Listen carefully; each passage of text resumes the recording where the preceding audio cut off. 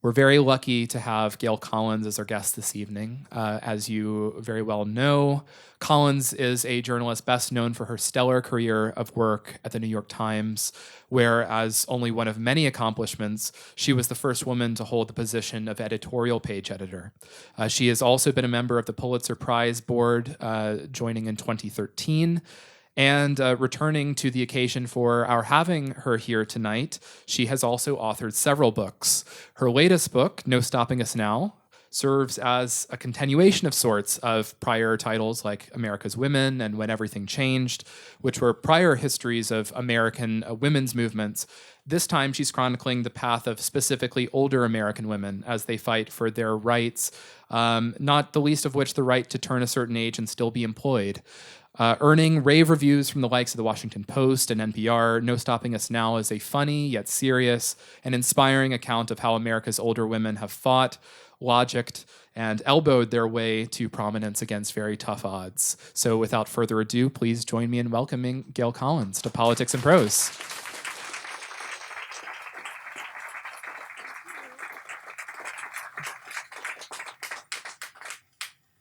Hi, everybody. How are you tonight? They've had 1,000 authors. Holy moly. I'm in awe and terror at the same time. Wow, wow. So thank you so much for coming. I'm excited to be here and to be able to talk to you about the book. I got sort of interested in the question of older women and who counted as older at different periods in our history, and how did that relate to older men? Was it the same or different, and what was going on and what's going to happen? A book or two ago, I ran across this letter from one of the early colonists, and they're all guys at that point. So he's writing back and saying, please send us some women. Oh my God, please send us some women. And he was describing the colonist idea of a perfect ideal wife. And he said he wanted them to be civil and under 50 years of age. That was it. That was fine. And then a while after that, I ran across, remember the old loving care ads? You're not getting older, you're getting better. Well, I found the copy that went with one of the ads, and it starts out, in this youth-made world, when a woman's over 25, she's considered old. I was there then. That was the 1970s. Oh my God, how did this mean? And then I thought about now, and you have Nancy Pelosi's about to turn 80, running around running the House, and Ruth Bader Ginsburg is doing push-ups and says she's going to be on the court till she's 90.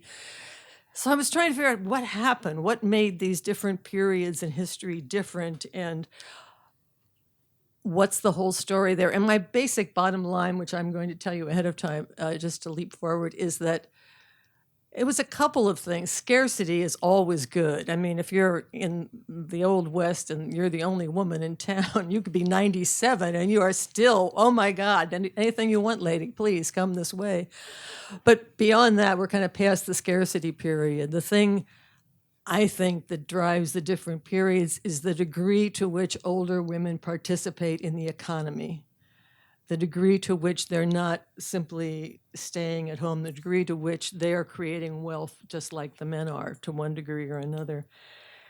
And if you look back at the early colonists, the women, they were all farmers, but the women were creating a ton of wealth. They were making all growing vegetables, they had chickens, they were making candles, they were making butter and cheese, and they had, besides the things their families needed, they had a parallel economy kind of just within the women's groups, and they traded stuff back and forth. So anything else the family needed, they could trade for. So they were very popular in their towns, in their homes, and younger women wanted to come and hang out with them because they wanted to learn all this stuff too for their own futures. So things were, I've got to tell you, one of my favorite women from this period, it's actually the early 1800s, but her name is Esther Lewis. And God bless her, she kept a diary. Keep a diary. People 150 years from now are going to be so grateful that you did if you kept one. Anyway, Esther she was widowed at 42. She's in her 60s when we join her. She's running a farm in Pennsylvania, her farm. And during a year, she says, she churns 288 pounds of butter. She makes 1,000 candles. She's educating her 4 daughters. She's sheltering runaway slaves. And she discovers ore on her property and turns it into a successful iron mine. Meanwhile, her mother moves in and began spinning 33,000 yards of yarn a year. These were particularly popular women. That worked out really, really well. But after the revolution, after the 1800s really kicked in, people started moving to the cities.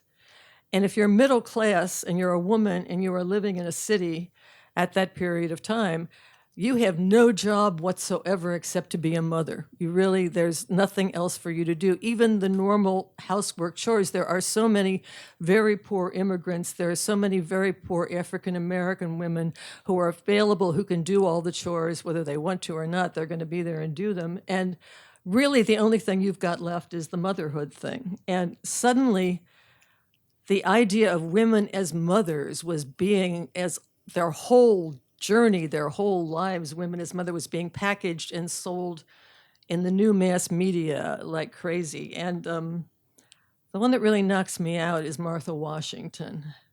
It was not too long ago that I never thought about Martha Washington at all, but now suddenly I just think about her all the time. She just knocks me out. Her story, she was married very young. She had 2 children. Her husband died. She ran the family business very successfully. Then she met George. They fell in love. They got married. He renovated Mount Vernon with the money she brought to the wedding. And as happened in general at that period, there's no hotels in that period. When people are traveling, they come and stay with their friends or associates whenever they can.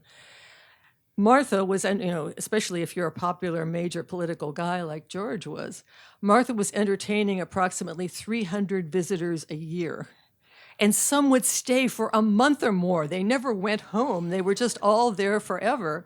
And she's taking care to make sure that they're fed, to make sure that their rooms are clean, to make sure that if they want transportation to go somewhere, they've got that. And then at the end of every night, she's sitting and entertaining them in the salon living room, because George sneaks out to go to his study and hides, and he doesn't have to do anything. It's all Martha. Martha's doing all the entertaining, and did it very well. I guess one senator wrote back to a friend that he had had a very good time talking with Martha all evening, and he added, "If I live much longer, I believe I shall at last be reconciled to the company of old women." At the time, Martha was 58 and he was 52, so I'm just saying. But anyway, this was Martha and George did not have any children. She was the Spartan mother of the Revolutionary War. The soldiers all looked up to her. They were inspired by her. She would go out and give rallying cries. She was at Valley Forge. She did all this stuff. But at the time that magazines started celebrating George Washington and wanted to celebrate the woman in his life, they celebrated George Washington's mother, because she was a mom. George Washington didn't like his mother at all. But Martha didn't get the credit because she and George had no children. It was all about mothers, mothers, mothers at that point in time. This was also the point at which doctors first discovered menopause, which they had not noticed before, apparently. And they decided instantly that it was bad. There was a Revolutionary era medical book that said that menopause was sufficient to disorder the whole frame and often destroy life itself. After this, doctors would get into menopause in a big way, and they decided, among other things, that having sex when you were past menopause meant you would die, that it was fatal, really, that you just, or it drove you crazy. That was the other possibility. You're going to be insane, you're going to die. You can't do it, was the bottom line. So then, that's my theory, that as you move on through history, we're going to do just for a little bit, that the older women were treated with the same respect as older men when they had an economic role to perform, and when they didn't, it just didn't work out. An example of a bad time for women, older women, was the 1920s. This was when marketers discovered the youth market for the first time. So to begin with, anybody who wasn't a youth was not going to work out too well. It was the age of the flapper. The average fabric required for an outfit for a woman in the 1920s dropped from 19 1/4 yards to 7 in one decade's time.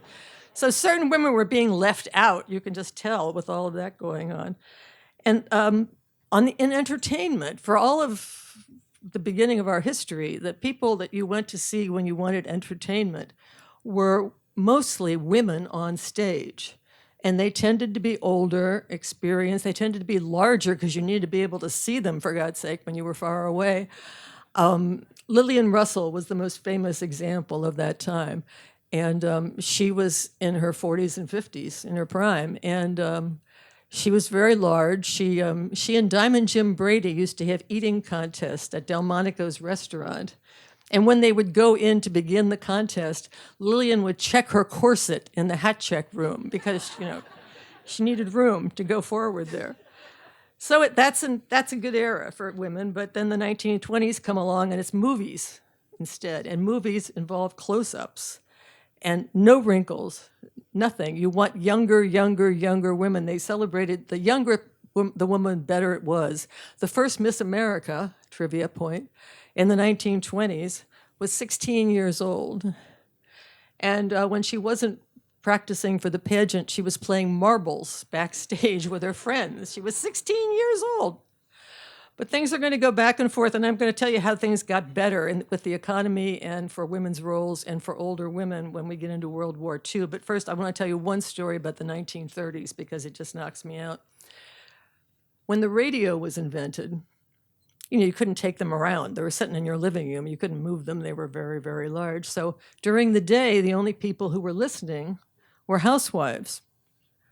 So suddenly, advertisers are looking for programs that will appeal to women in their 30s, 40s, 50s, and 60s to sell soap, among other things. And the soap opera was invented.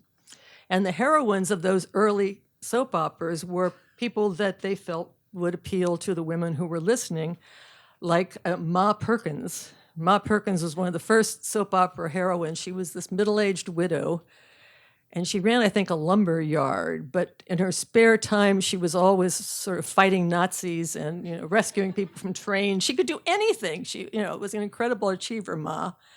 And then there was the romance of Helen Trent, which I remember my mother listening to when I was a kid.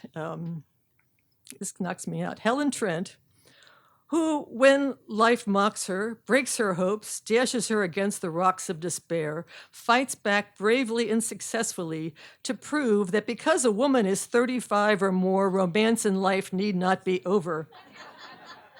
Helen ran for 7,222 episodes. Into the 60s, she never married any of her 28 suitors, and she never turned 36.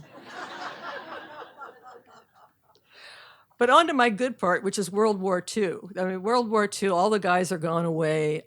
Younger women who had children really fiercely resisted the idea of having to go to work during World War II. So the call went out to older women who were suddenly wildly popular. Rosie the Riveter. I found a thing about Josephine, the 80-year-old riveter that was being celebrated. Oh my God, she's making planes, riveting. She's 80. Go for it, Josephine. There was another story I found in a magazine talking about how lovely it was to be in a restaurant and see a 60-something-year-old woman carrying a big tray of plates with a bright sparkle in her blue eyes. Now, I can't believe there was really a sparkle there. I'm sorry. But the idea was there that there was nothing better than older women who were working. It was just a time for a sense, I think, of equality and status for women. Of course, you had Eleanor Roosevelt. Oh, my God, probably the greatest middle-aged woman who ever lived in America, running around, by herself, going to check everything out that Franklin would never see, going to see poor people in Appalachia, going to visit poor black communities. And she drove by herself a lot of the time, scared the Secret Service to death. They finally taught her how to use a pistol. So the idea of this woman driving around in her car with her gun, kind of just going around, checking everything out, making sure everybody was doing well, just knocks me out to this very day. And then, of course, after the war, the men come back, and the last thing in the world you want is women getting in the way of the men getting their jobs back. And meanwhile, also, suburbs are exploding. And women are taught, the young couples who are supposed to be buying these homes in the suburbs, that the last thing you want is to have your mother moving in with you. It was very, very, very bad. So basically, older women are separated physically from their families, and they're not getting any jobs anymore because you're not supposed to have them. And then the boomers are coming and telling everybody never to trust anybody over 30. It was not a great time. Of course, we trusted many people over 30, but still, here's the point. Then everything is transformed for older women, for women in general, but older women in particular. And there were three sort of great moments I'd like to tell you quickly about. One, the Civil Rights Act in 1964. As it was going through Congress, the law prohibiting discrimination in employment based on race was amended, I think, by people who wanted to try to kill it, to add gender, so that when the law finally passes into law, and the women grabbed it, by the way, and ran with it at that point. They were not fooled at all. But when it came into law, everybody thought that was the most ridiculous thing they had ever heard in their lives. My very own newspaper ran an editorial saying, "No job discrimination based on gender. Ha, ha, ha. I guess that means male bunnies at the Playboy clubs with hairy legs. Ha, ha, ha." That was what they thought about it. That was their total response. When I found it, I was just like, oh my God, this is not bad. But that's what they felt. That's what they thought. However, when the law goes into effect, the first people coming in the door to file a complaint were the stewardesses.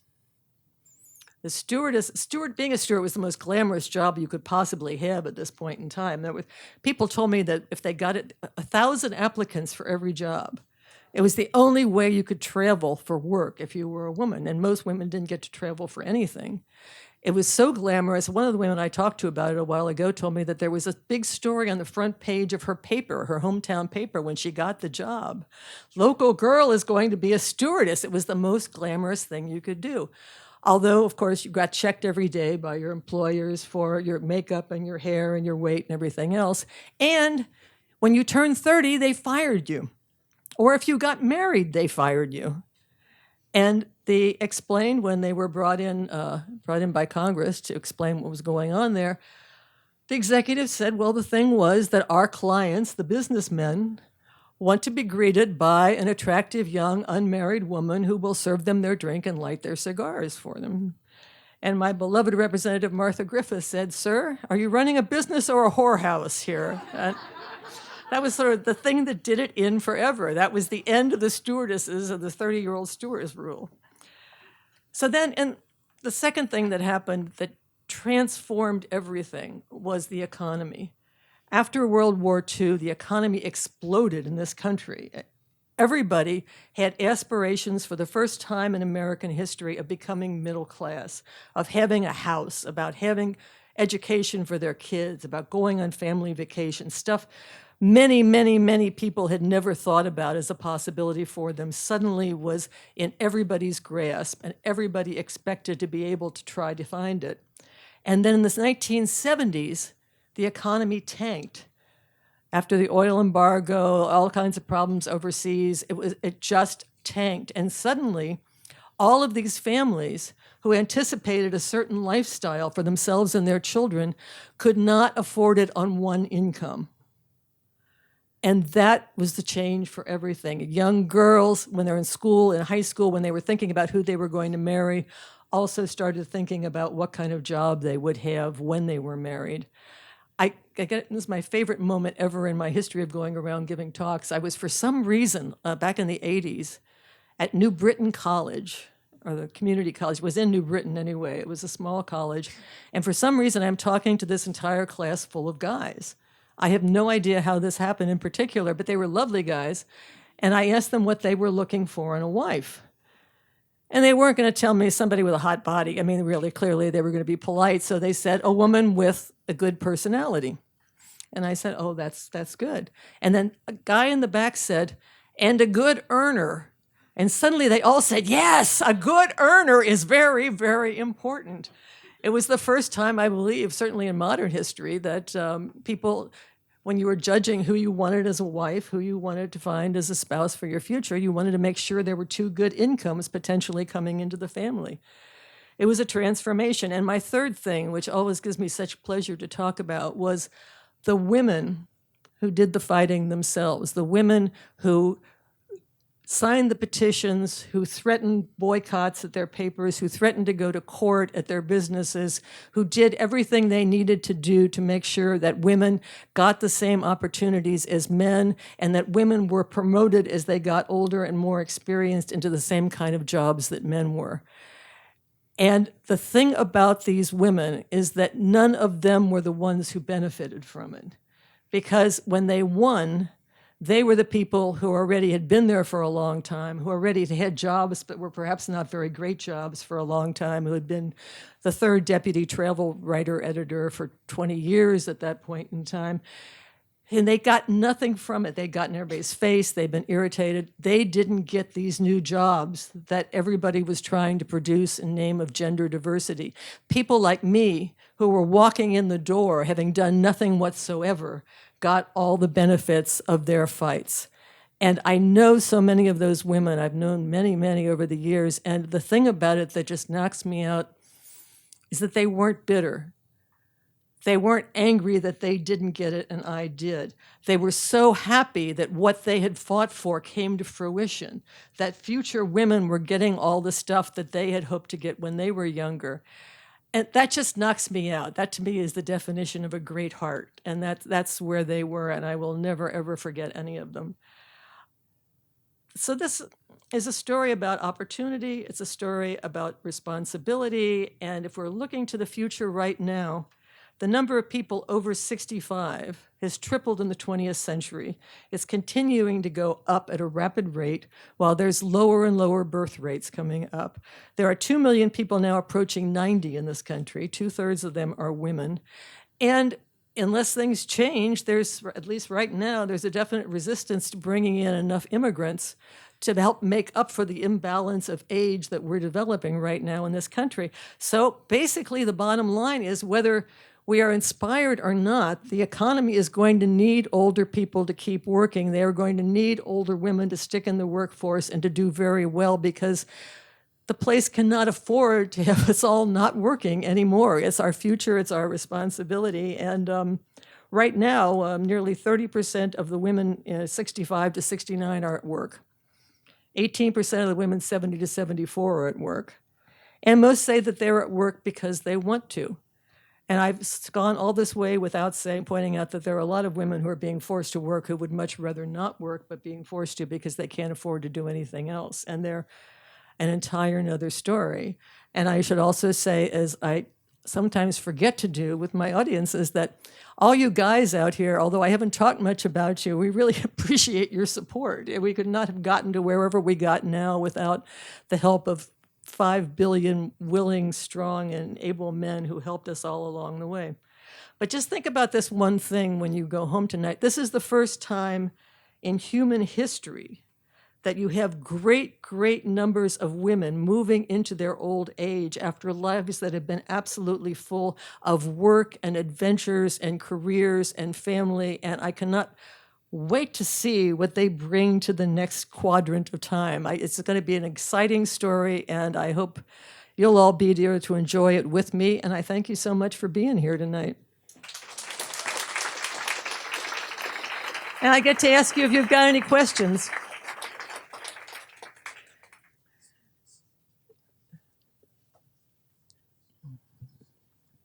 Hi, I loved Hey. reading you in the Times, and I really appreciate your comments. Thank you. What about the introduction of the birth control pill in 1962? Do you think that had much of an Oh, effect? that was huge. Thank you. The birth control pill was a huge, huge change. Until then, women had always practiced birth control, and it helped greatly in reducing the size of families, but it couldn't protect you for sure from not becoming pregnant.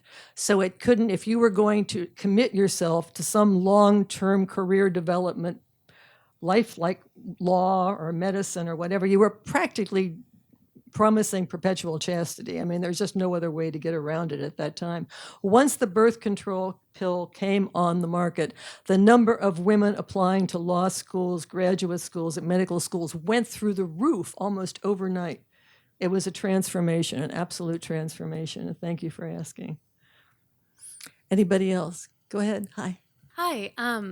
So you talked at the beginning about how Martha Washington and the two other women who lived on the farm and so successfully ran it themselves, how these women in early American rural environments were able to actually accumulate and exercise a lot of power in those environments, and that the transition to cities being a more major part of the American infrastructure and landscape really reversed some of those trends. But I was wondering, and I know Martha Washington had slaves. I don't know about the other woman you mentioned. I was wondering how much of that, success that women were able to accumulate in those rural environments when they were already at a certain income level or status level. I was wondering how much of that success was predicated on slavery or just servants even in that environment. Thank you. That's a great question. There's absolutely nothing about our economy and history up until the Civil War that wasn't predicated on slavery and taking all the wealth away from the people who were working for it. And I can't argue that women were any different from men. I would love to say that they were much better about it than women, but I don't really think that's the case. But it was sort of a wash in that way. And because you asked this question, I wanted to sneak in another thing that I love to talk about, if you don't mind. That's the civil rights movement. When people think about the civil rights movement, they think about Martin Luther King. The civil rights movement that was known to us began when Rosa Parks, a middle-aged black woman who had been working to fight segregation all of her life, refused to move to the back of the bus. That was followed by the Montgomery bus boycott, which really drove the message home to the rest of the nation about what was going on there, what was going to happen, and what we were going to look forward to in the future. That was run by middle-aged black women. They were the ones who had been in their neighborhoods, working with people, helping out in the schools, helping out when people got sick, registering people to vote. They were the people who knew how to do the real community organizing, and they got no credit for it. One of the male leaders said, well, they reminded me too much of my mother, so I didn't want to do it. But it was terrible. It's just an unsung part of history, the role of middle-aged black women in the civil rights movement. Thanks so much. Go ahead. Can you say something about the Great Panthers and Maggie Coon? Because she was really important in bringing older women's issues in the D.C. area in the 1970s. Yeah. The question was about Maggie Coon and the Gray Panthers, which was an organization that was created it was interesting in that it was a combination of left-wing politics, regular community organizing, and working about questions that were particular problems to older women who tended to be the ones who were left alone in homes, who were displaced by, that their husbands would die or they'd get divorced, and then lose their houses, their kids were moving away, all that stuff. And actually, when I did the book, I had a great fun treat. I interviewed at great length Ron Wyden, Senator Wyden, who was a Gray Panther when he was 21 years old. I mean, as he was back home in the West. And he knew Maggie Coon well, and he just could not talk enough about how she inspired him, not particularly and specifically about the age issue, but just all of her vision of what you could do for people. Community organizing it just completely knocked his socks off. And she was a pistol in many, many ways. She always lived in communes with lots of young people that were sexually open for the most part, and she took great advantage of it, which just knocked me out completely, Anybody else? Not to be too rude, Feel free. but where are you with your age in the continuum of older women?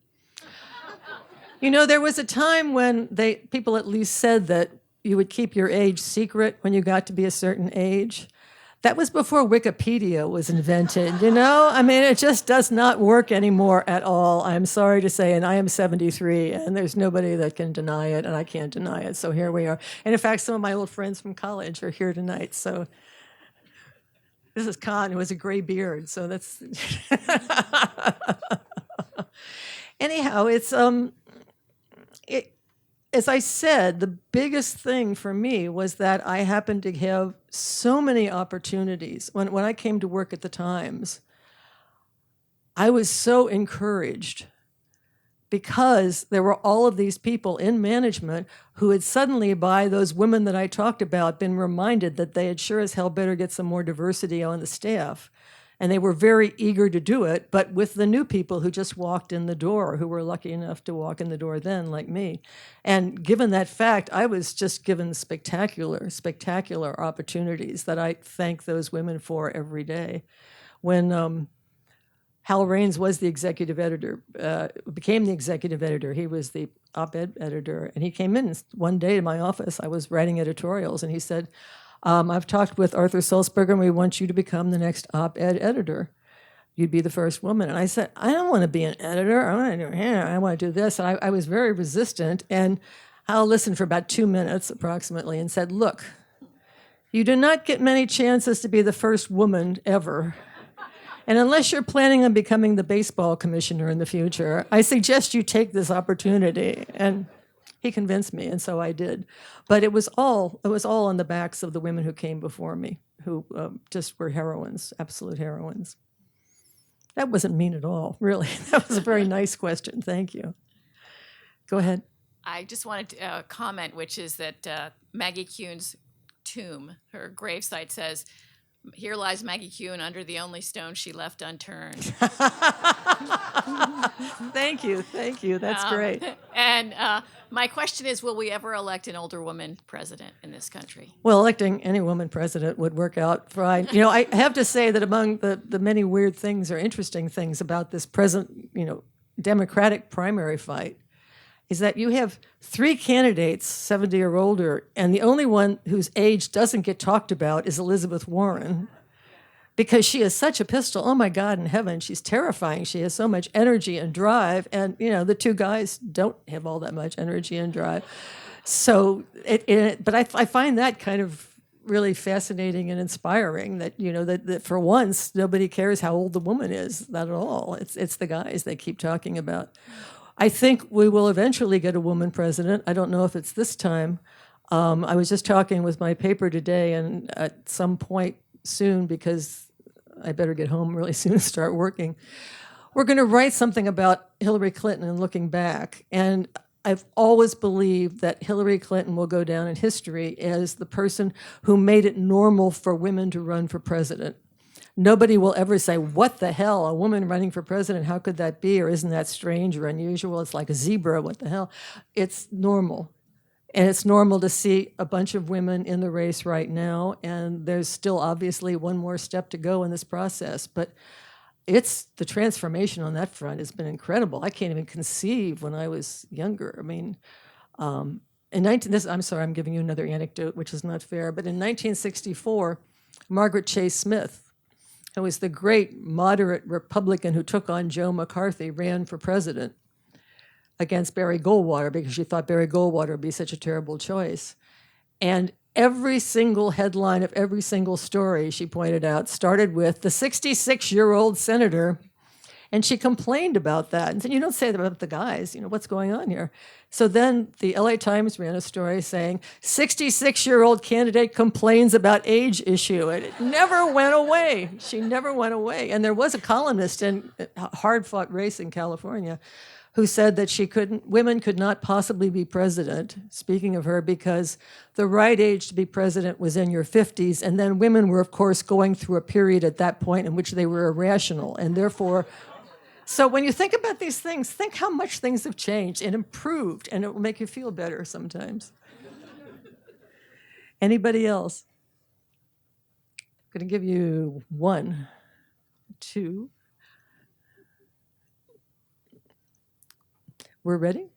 We're done, I think. Listen, you guys, it's been so great to be here tonight. Thank you so much for coming. I really appreciate it.